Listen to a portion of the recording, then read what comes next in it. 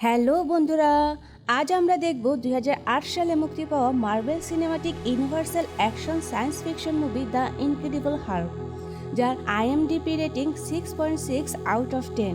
যেহেতু মার্ভেলের প্রত্যেকটি সুপারহিরো কাহিনী একটার সাথে আরেকটা লিঙ্ক, তাই আয়রন ম্যান 1 মুভির পর ইনক্রেডিবল হাল্ক এক্সপ্লেন করছি।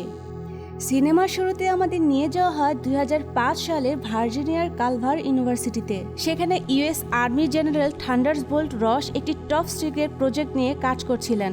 ওনার আসল প্ল্যান ছিল আমেরিকার সৈন্যদের জন্য এমন একটি সুপার সোলজার সিরাম বানানো, যেটা শরীরে পুশ করলে সৈন্যরা সাধারণ মানুষের চেয়ে অনেক গুণ বেশি শক্তিশালী আর ভয়ঙ্কর হয়ে উঠবে। এই গবেষণার দায়িত্ব দেওয়া হয়েছিল জেনারেলের মেয়ে বেটি রস আর তার বয়ফ্রেন্ড বিজ্ঞানী ব্রুস ব্যানারকে। অনেক খাটাখাটির পর তারা একটা সিরাম তৈরি করে ফেললেন। এখন এই সিরামটা আসলে কাজ করে কিনা সেটা চেক করার জন্য ব্রুস নিজেই নিজের শরীরে সেটা ঢুকিয়ে দিলেন, কিন্তু ভাগ্য এখানে কাজ করলো না। সিরামটা ঠিকমতো কাজ না করায় ঘটে গেল এক চরম কেলেঙ্কারি। এক্সপেরিমেন্ট চলাকালীন ব্রুস হুট করে এক বিশাল বড় সবুজ দানব বা হালকে পাল্টে গেলেন। এই অবস্থায় ব্রুসের নিজের ব্রেনের উপর কোনো কন্ট্রোল ছিল না। একদম পাগল হয়ে সে ল্যাবের সব যন্ত্রপাতি আর আসবাবপত্র ভেঙে চুরমার করতে শুরু করলো। এমনকি তার প্রেমিকা বেটিও এই মারামারির মধ্যে পড়ে গুরুতর আহত হন। কিছুক্ষণ তাণ্ডব চালানোর পর হাল্ক আবার শান্ত হয়ে আগের মতো মানুষ অর্থাৎ ব্রুস ব্যানারে ফিরে আসে। এই ঘটনা দেখে বোঝা যায় ব্রুসের এই পরিবর্তনটা সবসময়ের জন্য না, তবে তার মানে এই নয় যে সে একদম ঠিক হয়ে গেছে।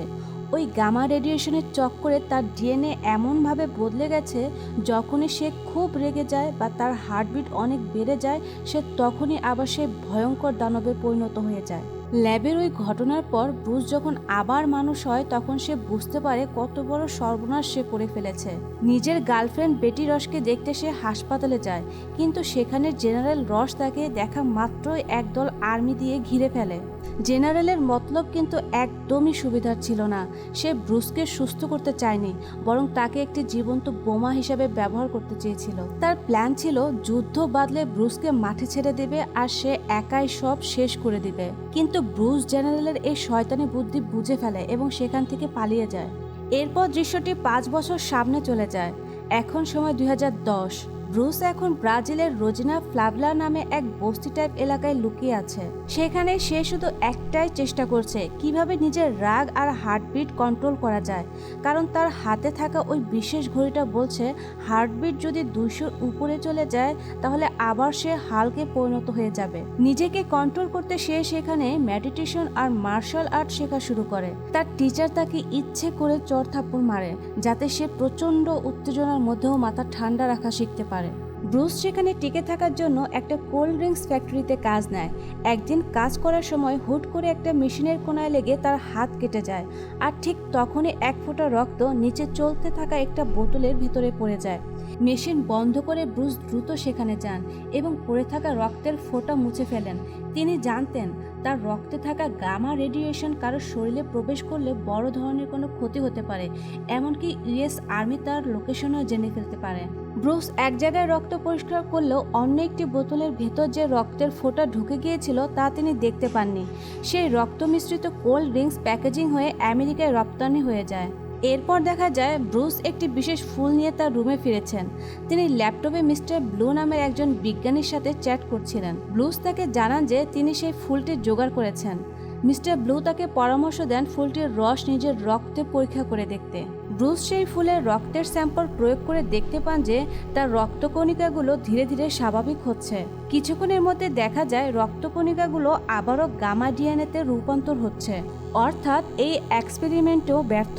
ব্রুস এই খবর মিস্টার ব্লুকে জানালে তিনি তাকে সরাসরি দেখা করতে বলেন, কিন্তু ব্রুস জানায় সরাসরি দেখা করা তার জন্য খুবই বিপজ্জনক। তখন মিস্টার ব্লু গবেষণার জন্য ব্রুসের রক্তের স্যাম্পল চেয়ে পাঠান। বাধ্য হয়ে ব্রুস নিজের রক্তের বেশ কিছু নমুনা প্যাকিং করে আমেরিকার ঠিকানায় কুরিয়ার করে পাঠিয়ে দেন। এরপর দৃশ্য শিফট হয়ে চলে যায় আমেরিকাতে। সেখানে দেখা যায় ব্রুসের সেই রক্ত মেশানো কোল্ড ড্রিঙ্কস একজন বৃদ্ধ লোক মনের সুখে খেয়ে ফেললেন। এই বৃদ্ধ লোকটাকে জানেন? ইনি হলেন মার্ভেলের সিইও। মার্ভেলের প্রায় সব সিনেমাতেই ওনাকে এরকম ছোটখাটো রোলে দেখা যায়। তো যাই হোক, কোল্ড ড্রিঙ্কস খাওয়ার পরে ওই লোকটা অর্থাৎ স্ট্যানলি অসুস্থ হয়ে পড়েন। তাকে হাসপাতালে নেওয়ার পর রক্ত পরীক্ষা করে দেখা যায় তার শরীরে সে গামা সিরামের লক্ষণ আছে। এই খবর জেনারেল থান্ডারবোল্টস রসের কাছে পৌঁছে যায়। জেনারেল যখনই শুনলেন এই কোল্ড ড্রিঙ্কস ব্রাজিল থেকে এসেছে, তিনি সাথে সাথে বুঝে ফেললেন যে ব্রুস ব্যানার এখন ওখানেই গা ঢাকা দিয়ে আছে। ব্রুসকে ধরার জন্য জেনারেল রস দেরি না করে একটা স্পেশাল টিম বানিয়ে ফেলেন, আর এই টিমের লিডার বানানো হয় এমিল বনস্কিকে। এরপর তারা সবাই মিলে ব্রুসকে ধরার জন্য ব্রাজিলের উদ্দেশ্যে রওনা হন। ফ্যাক্টরি থেকে ব্রুসের সব তথ্য জোগাড় করে ব্রুনেস্কি আর তার টিম সোজা গিয়ে হানা দেয় তার বাড়িতে। কিন্তু বাড়ির কাছাকাছি যেতেই ব্রুসের পোষা কুকুরটা চিল্লাতে শুরু করে। কুকুরটার চিৎকার শুনে ব্রুস বুঝে ফেলে যে অবস্থা খারাপ, নির্ঘাত কোনো ঘটনা ঘটেছে। সে আর দেরি না করে জানলা দিয়ে পালানোর চেষ্টা করে। ব্রুনেস্কির টিম ঘরে ঢুকে কাউকে না পেয়ে ব্রুসকে ধাওয়া করতে শুরু করে। একদিকে আর্মি পিছনে আর অন্যদিকে পালানোর টেনশনে ব্রুসের হার্টবিট হুড় করে বাড়তে শুরু করে। তার হাতের ঘড়িটা বারবার সিগন্যাল দিচ্ছিল। ব্রুস একটা জায়গায় দাঁড়িয়ে জোরে জোরে দম নিয়ে কোনো মতে হার্টবিট কন্ট্রোল করে আবার দৌড় শুরু করে। কিন্তু ব্রুসের কপাল এখানেও কাজ করলো না। দৌড়াতে দৌড়াতে সে তার পুরনো গুন্ডাদের সামনে পড়ে যায়, যাদের সাথে কারখানায় এর আগেও তার ঝগড়া হয়েছিল। এখন সামনে গুন্ডা আর পেছনে আর্মি। উপায় না পেয়ে সে আবারও সেই কোল্ড ড্রিঙ্কসের ফ্যাক্টরিতে ঢুকে পড়ে। গুন্ডারাও পিছু পিছু গিয়ে ওকে এক কোনায় ধরে মারতে শুরু করে। মার খেতে খেতে প্রচণ্ড রেগে তার হার্টবিট এক লাফে বেড়ে 200 হয়ে যায়। আর ঠিক তখনই সবার সামনে ব্রুস দ্বিতীয়বারের মতো বিশাল দানব অর্থাৎ হাল্কে রূপান্তরিত হয়। ঠিক সেই মুহূর্তেই বনস্কি তার টিম নিয়ে সেখানে পৌঁছায় আর নিজের চোখে দেখে এক দানবীর সবুজ পাহাড় দাঁড়িয়ে আছে। এদিকে ফ্যাক্টরিতে মারপিট শেষ করে হাল্ক যখন আবার মানুষ হয়, সে খেয়াল করে সে এক গভীর জঙ্গলের ভেতরে পড়ে আছে। কোনো মতো একটা চাদর জোগাড় করে গা ঢাকা দিয়ে রাস্তার ধারে এসে দাঁড়ায়।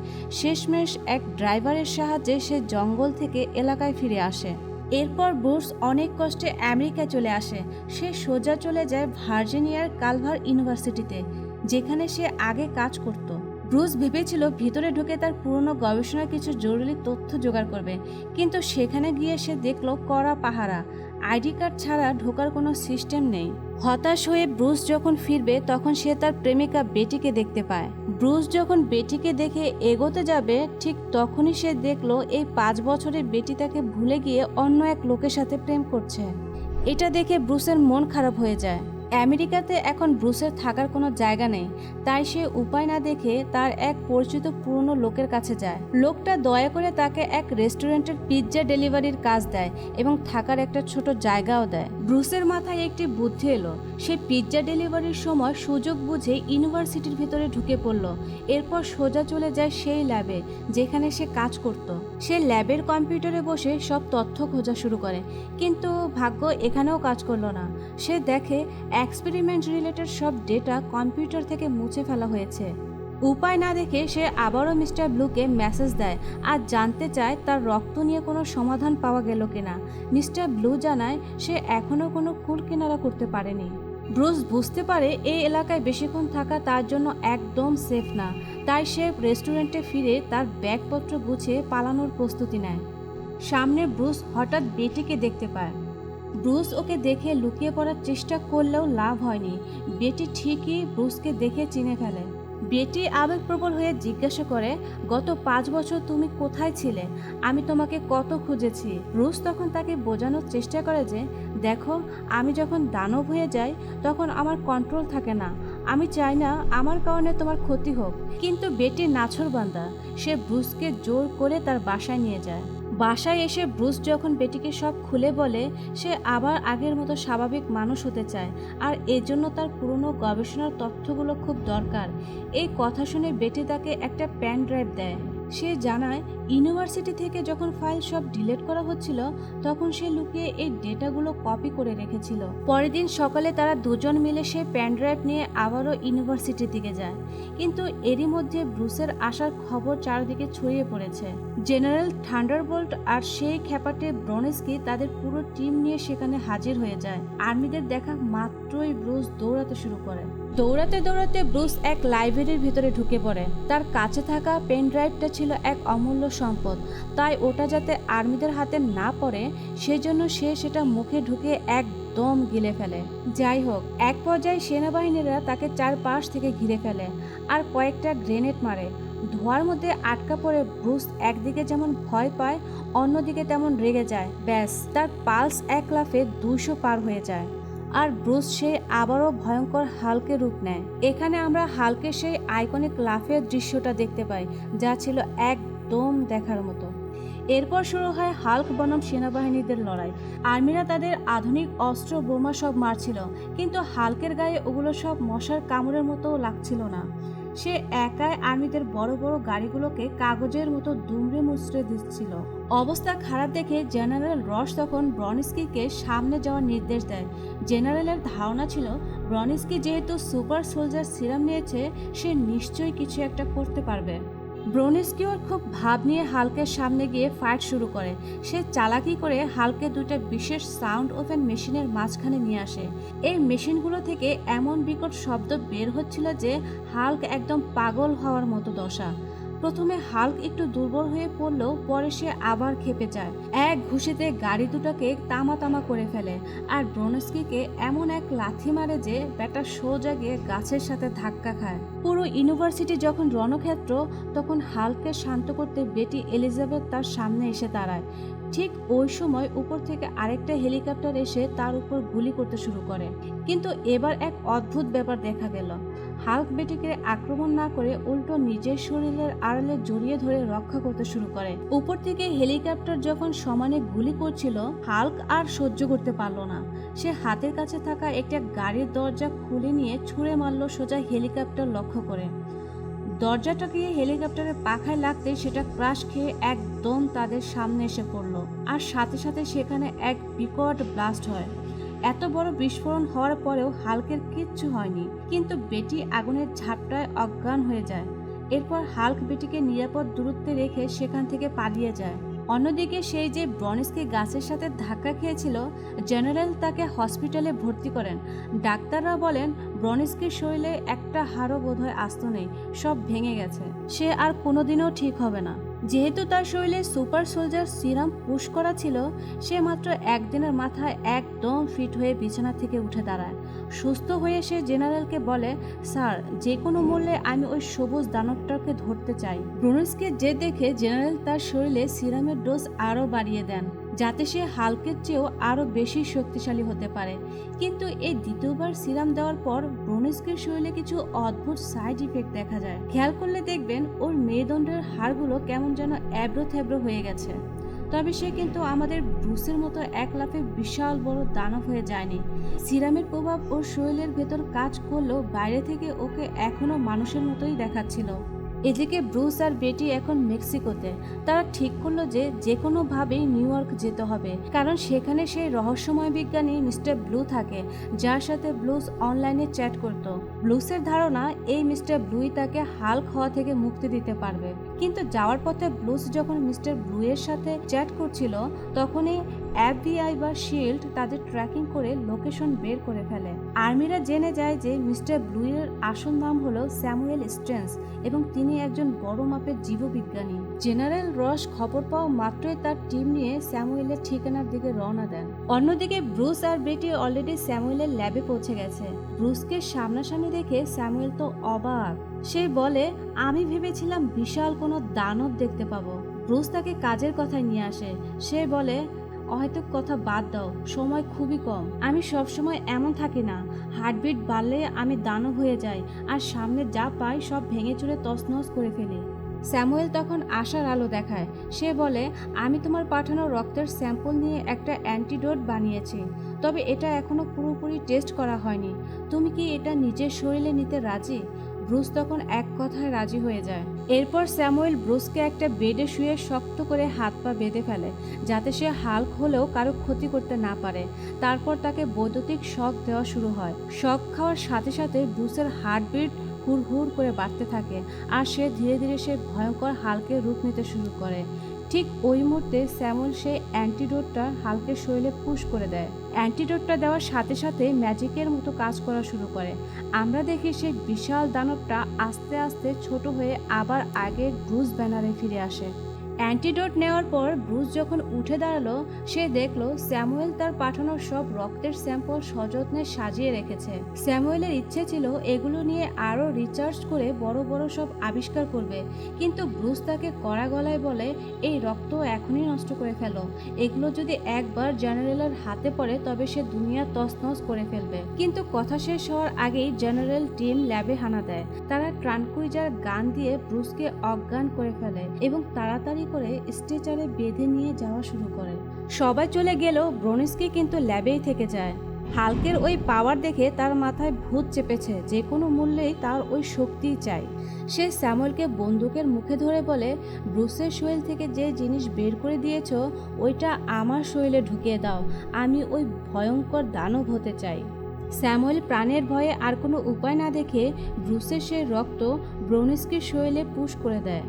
যেহেতু ব্রোনিস্কির শরীরে আগে থেকে 2বার সুপার সোলজার সিরাম দেওয়া ছিল, তার উপর যখন ব্রুসের গামা রেডিয়েশনযুক্ত রক্ত মিশল তখন একটা মারাত্মক রিয়াকশন হলো।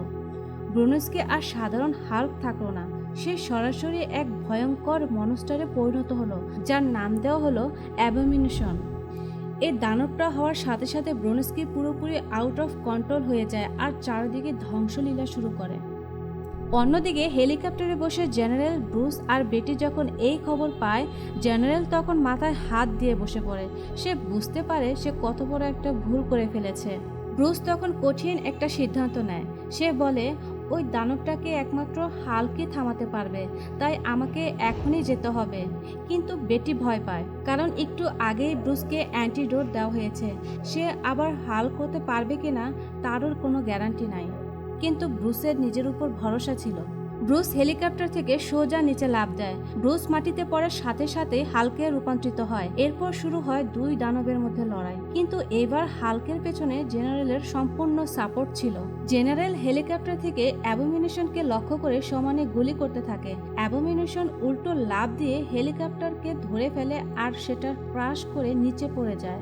এরপর শুরু হয় হাল্ক আর অ্যাবোমিনেশনের সেই লেভেলের ফাইট। দুই মানব যখন মারামারি করে তখন সাধারণ মানুষের পালানো ছাড়া আর কোনো উপায় থাকে না।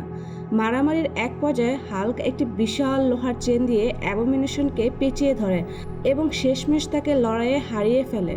লড়াই শেষে বেটি হাল্কের সামনে আসে তাকে শান্ত করতে, কিন্তু এবার আর হাল্ক সাথে সাথে মানুষ হয়ে যায় না। সে বুঝতে পারে সে চাইলেও আর 10টা মানুষের মতো সাধারণ জীবন কাটাতে পারবে না। এই হাল্কে নিয়ে তাকে বাকি জীবন কাটাতে হবে। তাই নিজের ভালোবাসা বেটি আর জেনারেল রসকে বিদায় জানিয়ে হাল্ক চিরদিনের জন্য সেখান থেকে চলে যায়। সিনেমার শেষের দিকে আমরা দেখি বেটি আর জেনারেল রস আবার তাদের স্বাভাবিক জীবনে ফিরে গেছে। কিন্তু অন্যদিকে আমাদের ব্রুস ব্যানার এখন ব্রিটিশ কলম্বিয়ার বেলাকোলা নামের এক নির্জন এলাকায় আশ্রয় নিয়েছে। তবে এবার সে আর হাল্ক থেকে মুক্তি পেতে চায় না, বরং সে চেষ্টা করছে হাল্ককে নিজের আয়ত্তে আনতে। সে এখন মেডিটেশন করে নিজেকে এমনভাবে তৈরি করছে যে সে যখন ইচ্ছে তখন হাল্ক হতে পারবে, আবার যখন ইচ্ছে ব্রুস ব্যানারের হয়ে ফিরে আসতে পারবে। অর্থাৎ সে এখন নিজের উপর পুরোপুরি কন্ট্রোল নিয়ে এসেছে। মুভিটা এখানেই শেষ হতে পারত, কিন্তু মার্বেল মানেই তো শেষে বড় কোনো ধামাকা। পোস্ট ক্রেডিট সিনে আমরা দেখি আমাদের সবার প্রিয় টনি স্টার্ক ওরফে আয়রন ম্যান হাজির হয় জেনারেল থান্ডারবোল্ট রসের সামনে। টনি তাকে একটা অফার দেয়, আমরা যদি সবাই মিলে একটা টিম বানাই তবে কেমন হয়। জেনারেল অবাক হয়ে জিজ্ঞাসা করে, আমরা মানে কারা? আর এখানেই সিনেমার পর্দায় নামে, যা আসলে ফিউচার অ্যাডভেঞ্চার টিমের বড় একটা ইঙ্গিত ছিল। বন্ধুরা, কেমন লাগলো আজকের এই মুভি এক্সপ্লেনেশন? আজ থেকে এই চ্যানেলে আমি মার্বেলের পুরো সিরিজের প্রত্যেকটি সিনেমা ধারাবাহিকভাবে এক্সপ্লেন করব। ভিডিওটি ভালো লাগলে লাইক, কমেন্ট ও শেয়ার করুন। আর পরের পর্বটি মিস করতে না চাইলে চ্যানেলটা এখনই সাবস্ক্রাইব করে বেল আইকনটি ক্লিক করে রাখুন। দেখা হচ্ছে খুব তাড়াতাড়ি পরবর্তী এপিসোডে। ততক্ষণ পর্যন্ত টাটা।